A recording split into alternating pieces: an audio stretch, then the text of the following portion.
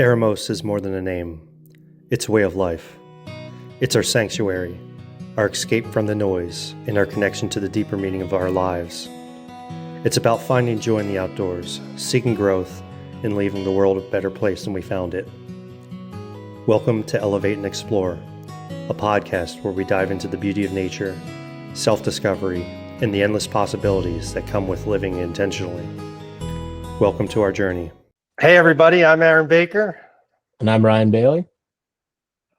And this is another episode of Elevate and Explore. Tonight we have a very special guest, a young man who's doing amazing things, building businesses, growing things, helping people, and just learning and showing what you can do when you decide to not go to college and just go all in and take risk.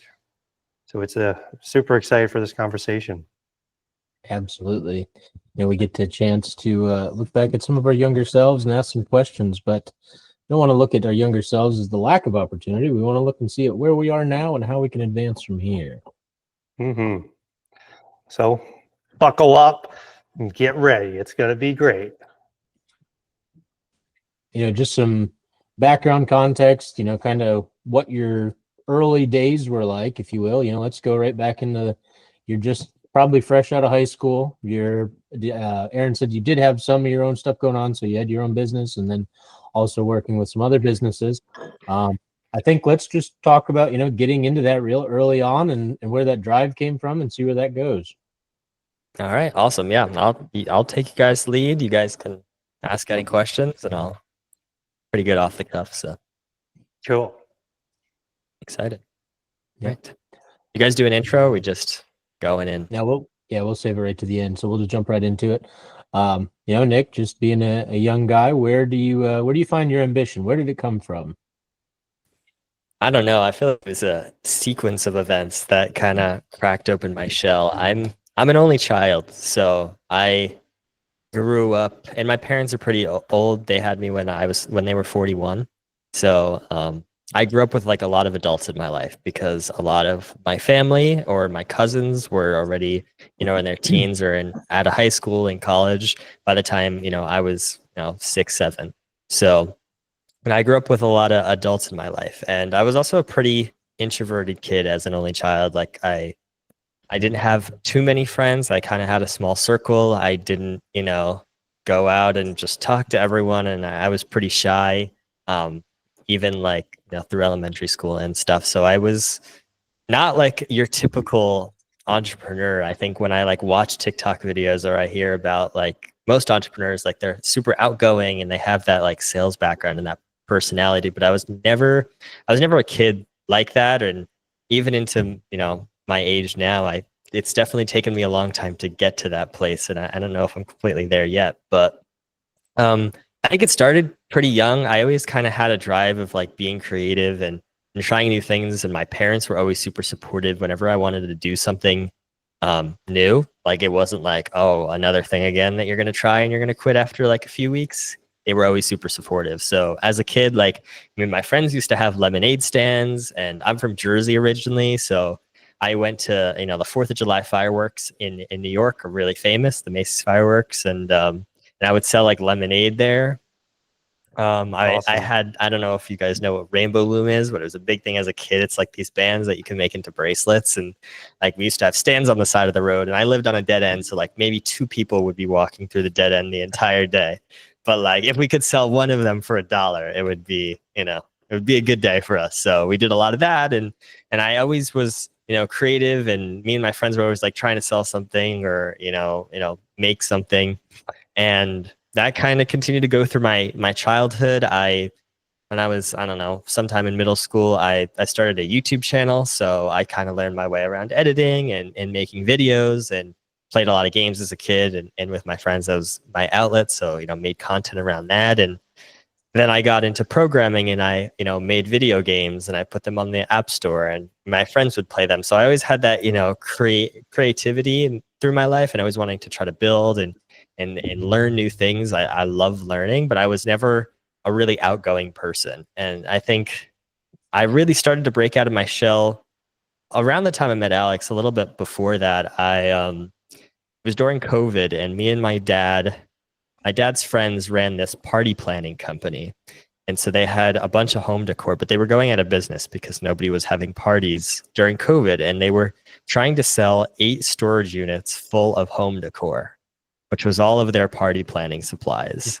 And me and my dad went to the storage warehouse, and we saw it, and we went through all of this stuff, and it's like piles and piles of things, and they're all in bulk, like 100 glasses or vases, and it was huge. And we ended up buying it. We spent $7,000 on all the U-line shelves and every box that came with it, and we filled a U-Haul completely full of all of this stuff. And we didn't even really know what was in everything because most of the things were in boxes and piled high. And we filled our entire 1-car garage, floor to ceiling, front to back, with these boxes.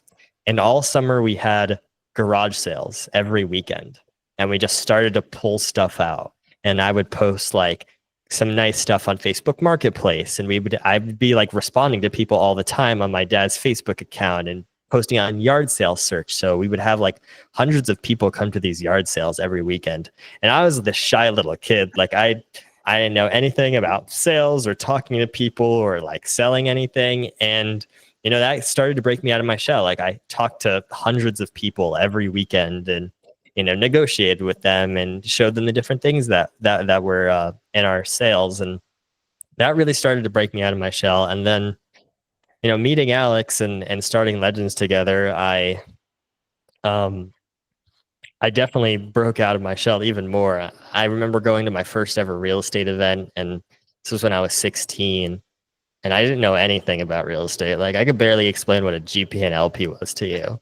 And I went to this Grant Cardone event, and it's like 3,000 people that are here. And this, I flew down to Florida in the summer, and I go to this event, and I don't know anyone. I'm like the youngest kid there because nobody is 16 years old. Everyone's either super old or, knows what they're doing. And Alex is like, okay, we're going to add everyone to a WhatsApp group in this event. And I was like, okay. And so I would just go up to random people with my phone and a QR code and be like, hey, we're trying to connect all the attendees in this event. Like, do you want to join the WhatsApp group? And I was scared shitless for like 2 of the 3 days. I didn't want to talk to people. I didn't know what I was going to talk about. I was like, I don't know anything about real estate. How am I going to have a conversation with these people? But I just, I did it. And sometimes I think it takes someone else to push you to do it. And, through this whole experience, like, I've definitely grown in such a way where, as a kid, I always wanted to be an entrepreneur. I wanted to start my own business, but I didn't know if I had the ability to do it because I was so shy, and I never thought I could break myself out of it. But I think it's possible, and it's been a really amazing experience through it all. So Nick, I've got a couple points that, that's a ton of stuff, and it's super relatable, I think, for especially Aaron and I, is, I feel like more of the shy kid growing up, being, a little bit more reserved. And, I didn't grow up in Jersey. I grew up in the middle of nowhere, northeastern PA, and didn't have much to play with other than sticks and rocks. So trying to envision, something way more possible, or just, dreaming big, I guess. It didn't matter if you were quiet and reserved. It just mattered if you had a goal and a dream and, the drive to go do it. So the first thing is, we just talked about some elementary school, some high school, and some, where you're at right now. How old are you, just for everyone to hear? I'm 19. I'm a little over 1 year out of high school. So still pretty young. Got a lot to learn. And you've got a ton under your belt. So, that I think is, the first thing right there is, breaking out of that shell. Doesn't matter if you're introverted, extroverted, quiet, or very loud and obnoxious. Oftentimes the ones that are loud and obnoxious are the ones that are going to get in trouble. Yeah. I said, well, some of the best people I've ever worked with are introverts. Yeah. Well, that's the entrepreneur experience doesn't necessarily mean that you can go out and talk to everyone. You're going to go make sales. The entrepreneur is a problem solver, a thinker, and somebody who's willing to sacrifice and struggle. I think we talk about it on here a whole bunch, but it's like impostor syndrome. I I'm not as much of a businessman as I want to be. I'm not as much as a go-getter as I want to be. I'm not as successful as I want to be. That doesn't mean that you're not there. It means you're on the way there. And it takes a heck of a kick to the stomach to acknowledge that there's not very many people willing to embrace the suck. There's not many people willing to go out and struggle for a couple years to find their way. And, you know, I admire you for being so young and just jumping right into it and getting to a point where you're at. At 16, I was not thinking about Grant Cardone events. I can tell you that. You know, starting out all this stuff so young, especially, you know, starting out with Alex and, you know, going to these real estate events and, you know, jumping in and helping Alex build a community, help him build a business. What was the biggest hurdle you've had to overcome so far? You know, most people your age are, you know, we're in high school and then going to college, you know, and here you are, you know, starting businesses, doing amazing things. What's the biggest challenge you think you've overcome in this, you know, 3-year span so far? Oh, that's a good question, because there are, I mean, in businesses there are so many hurdles. Like, you think, I was watching this Alex Hormozy TikTok, and he was talking about like how you think you're competing with so many people, but out of 100 people who maybe have the same idea with you, 90 of them, you know, never even try to do it, and you know, 6 or 7 of them are going to quit before, you know, they're able to get anywhere, and one person maybe is just going to get unlucky. So it's just you and someone else that you're really competing with. And I think the difference between someone who makes it and someone that doesn't is that, you know, there are so many hurdles that you overcome, but you don't quit when it gets hard. And I think there are a million struggles that we've had to overcome and I've had to overcome. I think personally, there are different struggles that then, like your typical struggles of starting a business. I think, you know, my biggest struggle was definitely, you know, partially my age makes me, you know, so young, and it's a huge asset for, you know, everyone wants you to succeed. Everyone at these events was like, oh my God, like, you know, I wish I was doing this with when I was your age. It's the line I still get, you know, so often. But I also think sometimes it tends to have people not take you seriously. So you really, you know, you have to prove yourself. And, you know, I also didn't know a lot about an industry or, you know, starting a business or our marketing or sales, building a community. So I've learned a ton along the way. And, you know, we've made a ton of mistakes along the way also that, you know, helps you learn. But I think, yeah, for me, you know, being able to break out of my shell and really like trust myself and be confident in myself when I was starting out, like there is a ton of imposter syndrome. Like I am, you know, who am I to tell anyone what to do? Like I don't really know anything. All these people know so much more than me. And I think, you know, breaking out of that and like being confident in myself and believing in myself that I could do this, and like working on other projects outside of Legends now too. It's like, you know, I always had that fallback of, you know, trusting on Alex and being like, okay, cool. But like when you also kind of work on your own projects, it's like trusting yourself that, you know what you're doing, like you have enough experience to be able to do it. And, you know, people actually believe in you. So I think that's, you know, having the confidence to really take that leap and believe in myself has definitely been a big challenge I've been able to overcome. No, I want to just acknowledge one other thing that you said there. You know, your competition based. So you being a young kid, and not even a young kid, a young adult rather, younger than I, younger than Aaron. So it's easy to just cause that confusion. Already, I'm downplaying your capability there, and I apologize. In an arena, in your arena, it's probably a lot more, probably younger generation influenced in content creation, marketing, media, all the things. It's a very young dominated area. In construction, we are very heavily dominated by the older generation. And I've struggled with it my entire life, is walking into a room and here you are toe to toe with a guy who's in doing this longer than you've been alive and then some. And you tell him how to do something, or that here's the instructions of how to do something, or here's the plan to do something, whatever the case may be.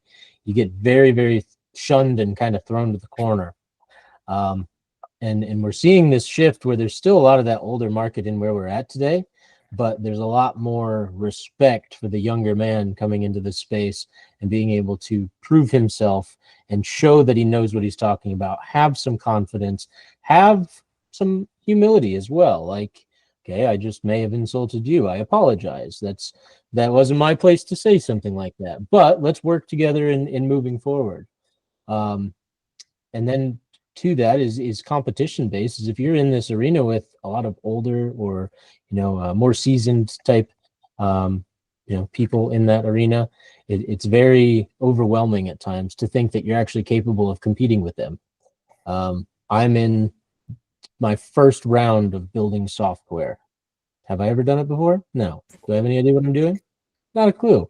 But I know this. My arena, my competition, I can count on one hand. So in success being 90% of the population you're in, means I'm only really competing against half of another person and maybe one whole person kind of deal. So it's a good perspective shift, and I thank you for that.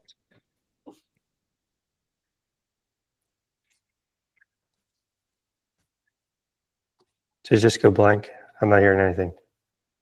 Who? You there? Oh, there it is. All right. Yep. Sorry. Yep. Everything on my end froze for a second. All right, we're good. So what are you working on right now that really has you excited? What's coming up for you? Because I know you're helping a lot with Alex, and for anybody, when we say Alex, we're talking about Alex Lovely. Alex and Nick work together, but I know you're also working on doing some of your own things. I know you have like a marketing course, social media course. Can you talk into that a little bit? Sure. Yeah. With Legends, we're working on a lot of cool stuff. I'm really excited for the January breakthrough, and of course, there's a ton of work that goes into that. So I've been hard at work starting to get the logistics for that together. But on the other side, I've done a lot of work with webinars throughout the years. Most of our funnels funnel people to a live call, and I think we've probably done over 200 webinars in the last 3 years. So we've had a lot of experience, running and iterating and testing different kind of funnels and different, customer journeys and how to run effective webinars. And it's actually a pretty new project, but I have a computer science background in high school. I did that for 3 years, and I had been playing with ChatGPT, and we have these Wednesday webinars now, and me and Alex have been working a lot on refining our pitch and our flow, and how we wanted to take people through a journey who have just met us at Eventbrite, have no idea who we are, and probably don't know anything about commercial multifamily.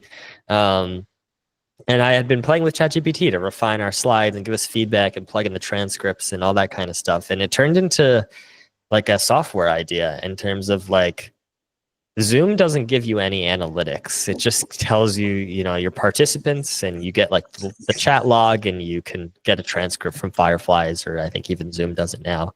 And it doesn't really give you any information. And I thought it would be really amazing if there was a software that could give you insights and could do analysis and show you, what your join and leave patterns look like, and analyze your chat to see the sentiment and the most active chatters, and then give you AI insights recommendations about like, what were some strengths of your webinars? How could you improve it? Who were the hot leads on your webinars? Because a lot of the times when we run calls, we just send a blanket follow-up, thank you for attending.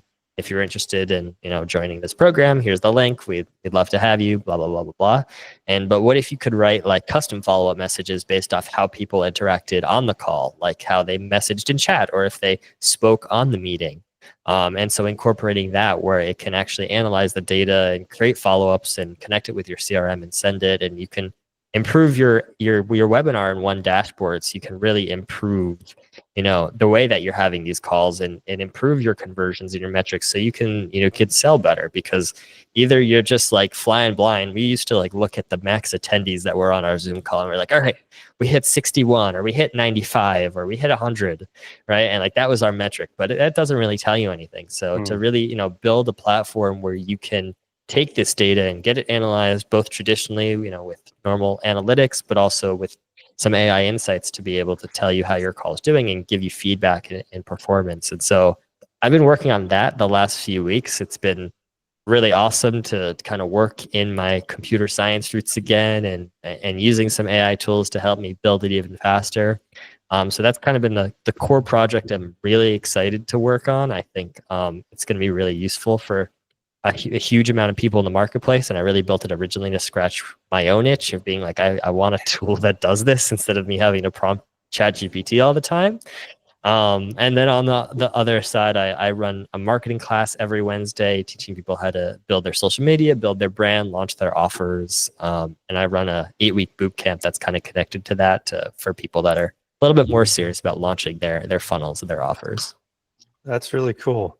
So with that software, it would probably also be really neat and very super valuable to be able to have demographics of finding out where people are signing in from, the age range, male, female, so we can help you better target, who your marketing is bringing in. Yeah, I mean, that'd be super valuable. That's awesome. I feel like there are endless like different analytics that you can look at and help you improve. So yeah, I'm super excited to finally finish it and get it out there. That'd be awesome. Yeah, so I know, I initially found you and Alex through, Alex's community through Eventbrite. And I know you guys use that for a lot of things. I'm trying to think of how we, Ryan and I, we could potentially use that for some of the things we do, bring people into the podcast. I don't know. I'll have to dig deeper into that, but I know a lot of people really like the Eventbrite for, different leads. I think it's amazing. I think the future of businesses is definitely community and being able to build a community around, your secret sauce or your offer, or, whatever you're providing. And it's definitely been our strategy and one of the core values of Legends and building a community, really strong community around where our core focus is. And I think webinars are one of the few marketing tools that let you build a community and build one fast. I mean, we've run so many webinars, and I think it allows people to engage with each other and be able to meet each other and build those bonds, and allows you to talk to so many people at the same time. And I love Eventbrite for its ability to get your events out there, and people are on Eventbrite because they're looking for events and maybe looking to join a community. And are experimenting with other ads too. But I think every business can incorporate webinar funnel into their offer, into their offer stack and funnel. I think it's super valuable. I 100% agree with that, and I think moving forward, that community aspect and the platform to share is becoming so much greater. I think there is no secret sauce anymore. You just tell everybody about it, and the only thing that sets us apart is who's willing to go out and do it. There's everybody's kind of done it once or twice now, and I think there's a new twang every now and then. There's a new trick and trade every now and then as well. But it's pretty common that if you want to grow, you got to have people around you. Yeah, community has become, most of my life I was always a lone wolf, always, do it myself. I'll figure it out. Don't need anybody. And then, once I found you guys, Alex's community, your community, man, what a life-changing experience to always have people that I can reach out to, whether it's for business, whether it's for personal. There's so many different people in that community that you've created. And I just speak so loudly anymore of how much I believe in community and how I, want people to find community. Maybe this community isn't the right community for them, but I encourage everybody to go out and find a community to surround themselves with, because it's helped me immensely. So I can never express enough gratitude for how much your community has meant to me, and I just I really love. Yeah, absolutely. And Ryan, he's been finding community lately as well, but more in the spiritual, going to church and whatnot. He's really enjoying that. So I think both of us are embracing the community lifestyle. It's fantastic. Well, it's just we have so much access to social media, for example. You just log on and you have so many people around you. I find myself doing it at least a couple times a week now. Is if I read something somebody posts or I like a video, I just start sending people messages. I'll find their email address, just reach out and contact them. And I've honestly made friends that way. And you just start building this trust and relationship with somebody and just see where it takes you. I that to your point about the webinar being just a truly powerful tool moving forward, I think we look back on what COVID just did to the workplace. We reduced, people going to the workplace by, it was almost 90% there for a couple weeks at a time. People weren't going to work unless they were deemed essential. And if you were home and you were going to work, you jumped on a webinar. And I know a couple people that would tape a ceiling fan and a broomstick to your mouse so you had an active signal and go out on fishing trips or hunting trips. And I know I didn't do that, but I know people who did. Yeah, I think COVID really made these webinar platforms really mainstream, and everyone has used it at some point, and there's such a small barrier for people to now be able to join, and it feels, I think, a lot more comfortable for everyone since COVID to be able to join these virtual groups. Oh, I think So that's go ahead. Go ahead. I was just say I agree 100%. Being able to just jump on a call, get what you need to, and continue on your day. You don't have to drive anywhere. You don't have to go sit in person. So it's super convenient. So as a 19-year-old young man, successful entrepreneur, you didn't go the typical route that, the school system says, go to school, go to college, get your degree, go get a 9-to-5 job, work and pay your dues, get a 401k, retire, and that's life. What is your message to kids your age that just don't think it's possible, that all they see is college or working at McDonald's the rest of their life or something like that? What would be your message to them? I mean, first of all, I don't blame them. I mean, the system is set up that way, and I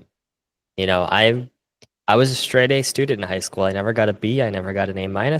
I graduated with like a 4.3, and it's not to brag or anything, but like I was like a typical student who I could have gone to college. I probably would have gotten into like a pretty good one, and that's the way that you're kind of set up. We had a lot of assemblies about college. You meet with your guidance counselor to pick out your colleges, and nobody really tells you that there are other paths. It's just like, okay, I'm going to college. I'm in junior year. I got to look for some colleges. I got to go walk some colleges. I got to apply and see where I get in.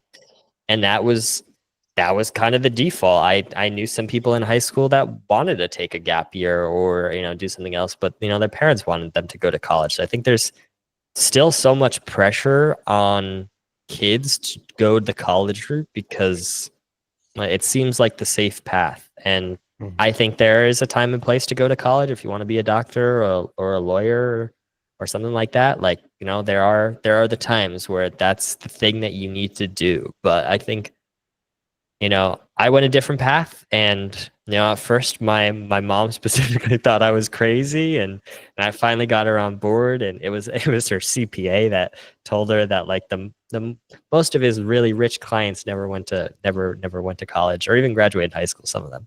And so I think, it meant a lot to have the support of my parents, but I think the system is really set up for you to go to college because it feels like the safe route. But I think with AI now, and with there being so many graduates and so many people like not being able to find a job out of college, I don't feel like it's the safe route. I think it's starting to become more mainstream that there are other possibilities, and that like you don't need to get a degree at everything. I think being immersed in this business culture and seeing and being able to meet so many entrepreneurs and look at so many businesses, like a lot of people don't care if you have a degree or you don't have a degree. Like it is like, are you willing to put in the time? Are you willing to put in the effort? Do you have that drive and motivation? Are you adaptable? Can you learn?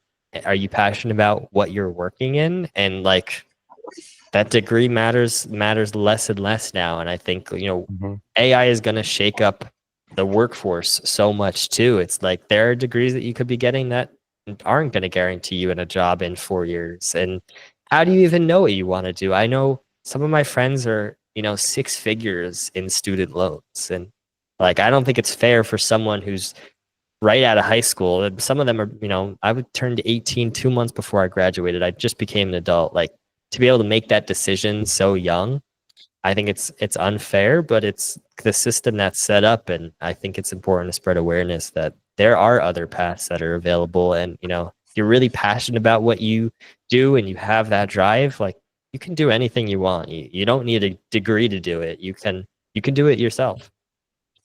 I mean, quite honestly, you spend most of your childhood in a confined space. You know, you go to a classroom and bounce around. You go to the next classroom, and by the time you turn 18, I think the safest place is just go outside and get some fresh air before going into another classroom for another 4 to 5 to 6 years.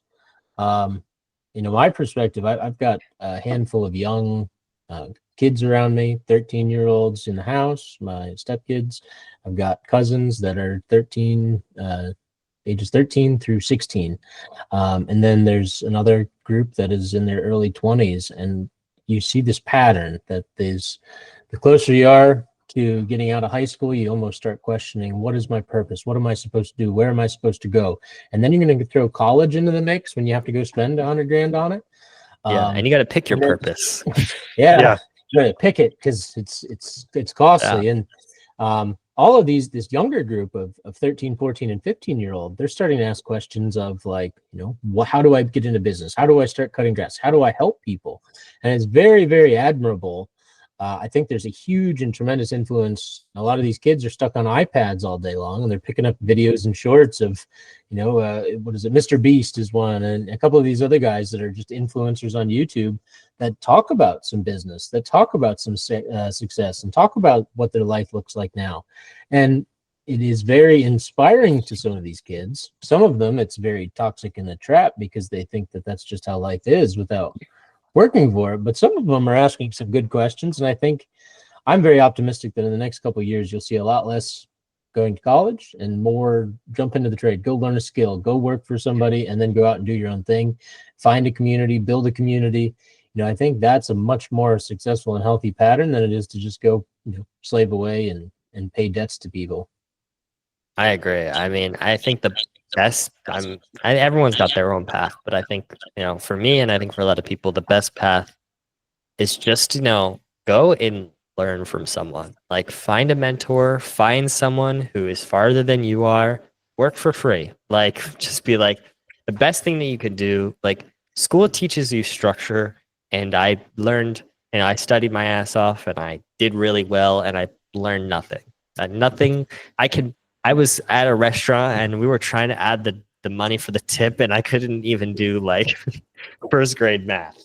So, you know, I think the best thing that someone can do is to go out there and learn and experience really what they want to do. Like these 3 years of being able to actually do it is something I would never be able to learn if I went to college for 4 years and got an MBA. Like the real world experience, the stress, the grit, the failures, the successes, getting to work with people. Like you don't do that. You can't do that, you know, sitting in a classroom. It's like, and if I sat you down and you watched a bunch of videos on how to ride a bike, and then you went to go ride a bike, you still wouldn't know how to ride a bike.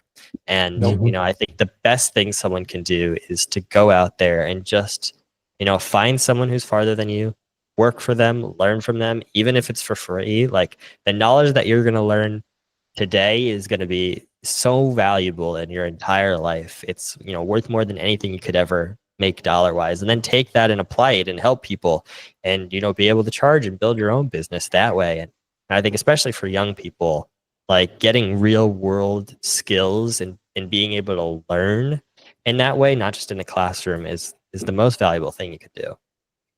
Yeah, and that can go for, I feel like that can go for any age, you know, someone in their 30s, 40s, you know, who has been stuck in a 9-to-5 and don't know what the heck they want to do, but they want to do more.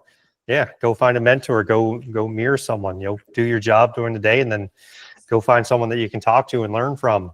It's never too late to learn more and put yourself out there and try and better yourself. Ever. Awesome. Some great stuff. Well, aside from all of your work and, you know, growing businesses and being a young, successful entrepreneur, what do you like to do when you're not working? What are your hobbies? There's a ton of different things I love to do. I love planes first and foremost. I think one of the best things I could do is just fly a lot, and so I love everything about planes. as a kid, I used to have dinner. Me and my dad would like get takeout and we'd go to Newark Airport and we'd sit in the cell phone lot and we'd watch the planes take off. And when I first moved to Vegas and I lived with Alex, he lived right over the landing path for Las Vegas Airport, and I used to sit outside at night and watch the planes. So I love everything with planes, and something I want to do in the near future is get my private pilot's license. Something I've wanted to do for a long time.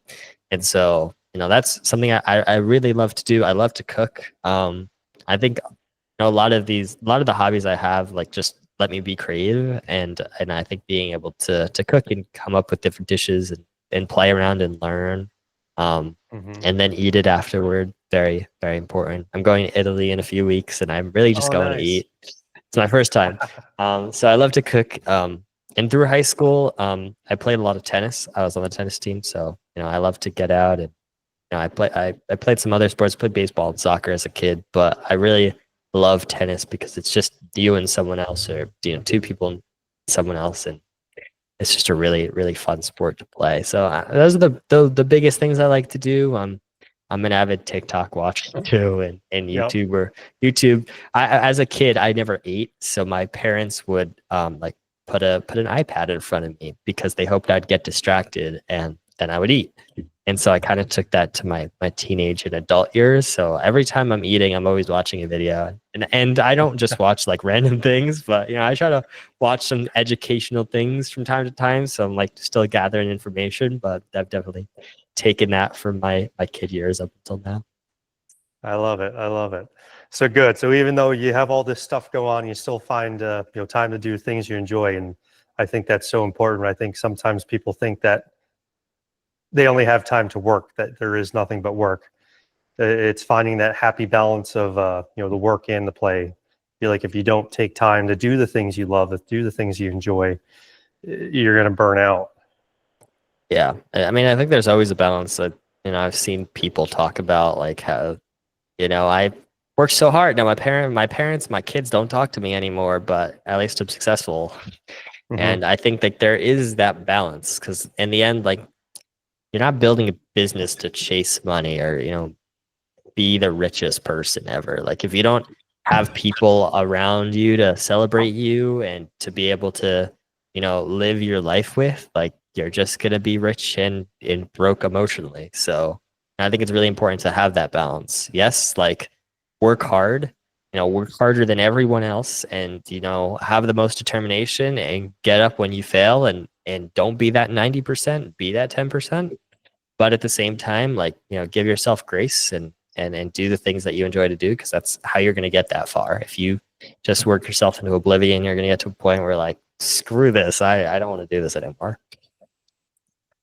Yeah, I got to that point a few months ago. I was up till 2 a.m. for probably 3 or 4 months, and I was just like, I can't do this. What the heck am I doing? This is pushing myself too far. So I scaled back a little bit, and once I scaled back a little bit, things have gotten easier and seeing more leaps ahead. Working a little less, and taking care of myself better than just working, trying to figure shit out. I've definitely fallen into that loop before. Yeah. I've still remain in that loop for a little while until the one of them pays off. But I do want to acknowledge that that's really good, and I find it admirable. From an early age, you went out and watched airplanes, and now you want to get your pilot license. That's really cool. Yeah, always been a passion of mine. I'm going to get mine as well here eventually. My plan was last year to, I was saving up money to go do it. It's expensive. Yeah. And I was like, you know what? I want a wave runner. So I took the money and I went and bought a wave runner instead. So it's like, because it's something, it costs a decent amount of money up front, but then you want to, once you can fly, you want to be able to continue flying. So you need a decent amount of money to, saved up to be able, or in additional income. So I think I'm going to put that off for like another 5 years till I have that disposable income that I don't have to worry about it. But I will get my pilot's license eventually, because growing up, my grandfather had a plane, he had a Piper Cherokee 6, a little 6-seater T-tail with Okay. the 300.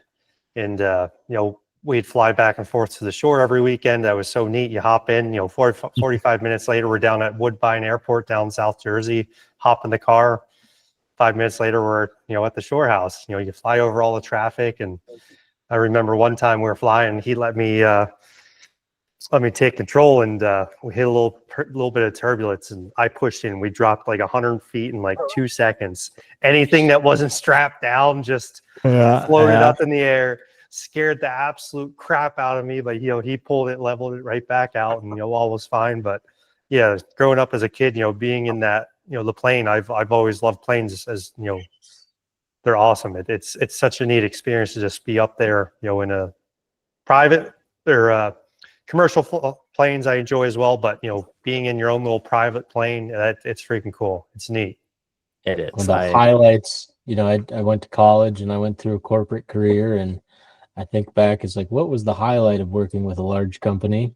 Was on a random day, it was like a Wednesday, I got a paper on my desk that had me fill out my weight, my emergency contact information, my, identification information. And the next morning we left. We flew from Kansas to South Texas, from South Texas to far West Texas, and then back to Kansas in like a 7-hour trip on a private jet. Got to look at a couple projects, had some amazing lunch, and flew home and had an early work day after that as well. Sounds like a good day. It was a really good day.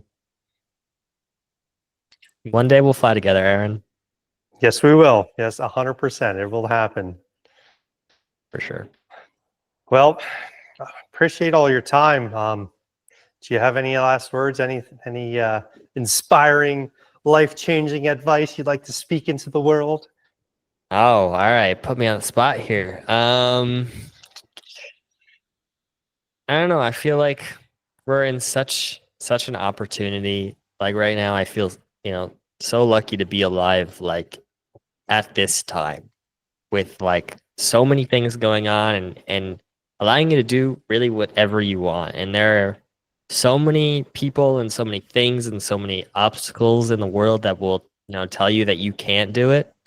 But if you really believe in yourself and you believe in what you're doing and you have that determination and you really want to make something for yourself, you can do it no matter what age you are or, what your experience level is. If you know everything about something, if you know nothing about something, I think, you don't need to be super smart.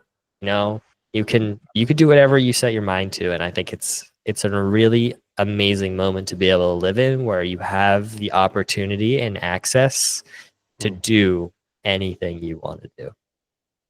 I love that. I speak to that a lot as well. I thank you for saying that. It's so true.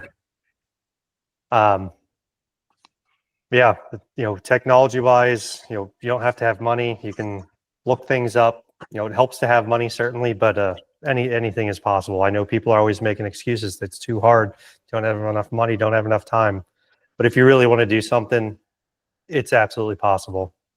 Yeah. I think me and Alex have this thing where like I'll always remind him or he'll always remind me, like when we don't want to do something or we're making an excuse, or we went to the gym and it's like, oh, I got a call, or I don't want to do the Stairmasters for 30 minutes or whatever our excuse is. But we're like, there was $1 million on the line. Would you do it? Or would you figure out a way to do it? You probably would. So that's my back of the mind thing. It's like, if there was $1 million on the line, could I do it? If I could, I'm probably making a bullshit excuse for why I can't. Awesome. Well, thank you for that. And thank you for joining us on this. I wanted to have you on here for a bit. Glad I finally got you on here. So thank you. So I really appreciate your time. Of course, I appreciate you having me on here. It's an honor, and I love what you guys are doing. And Aaron, it's been awesome to get to know you and see you as a pillar in our community. It's really amazing. So thank you guys for having me. Appreciate it. All right, Nick. Well, thank you, and we'll catch you later. All righty. Thank you. Nick, real quick. If people want to find out about your courses, where can people find you? I'll put it in the description as well, but if you want to say it out loud too. Sure. I think Instagram's the best. If you send me a DM, my Instagram is my name, Nick, Nick Chiarmonte, Chiarmonte. You can follow me on there, and I got a link in my bio. So if you want to learn about what I'm up to or shoot me a DM and want to connect more, I'd love to meet people all the time. And then I never thought I would have said when I was 10 years old. Funny how life Fantastic. works. All right, Nick. Well, thank you, and we'll talk to you soon. You have a good one. All righty. Talk soon. Thanks, Nick.